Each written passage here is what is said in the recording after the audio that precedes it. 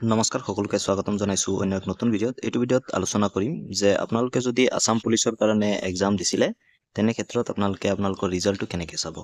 তো আজি constable arm branch আৰু আনআৰ্ম ব্ৰাঞ্চৰ ৰিজাল্ট দিছে। তো আপোনালোকে কেনেকৈ চাব সেইটো আপোনালোকক কৈ আছোঁ।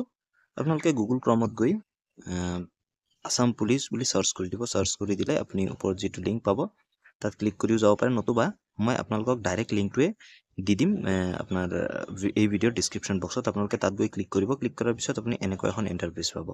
আপুনি তললৈ আহিব।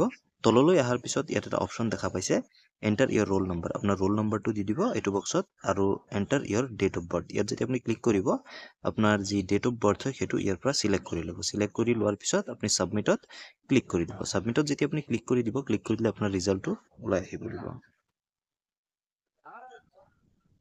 তাৰপিছত আপোনাৰ যি ৰিজাল্ট শ্বীট হয় আপোনাৰ মাৰ্কশ্বীট গঢ়া ওলাই আহিব আৰু কাট অফ কিমান গৈছে সেইটোৰ বিষয়ে মই এটা ছেপাৰেট ভিডিঅ'ত ডিছকাছ কৰিম। ভিডিঅ'টো যদি ভাল লাগে লাইক কৰি দিব, চেনেলত নতুন হ'লে ছাবস্ক্ৰাইব কৰি দিব, লগতে বেল আইকনো দবাই দিব। ধন্যবাদ। জয় অসম।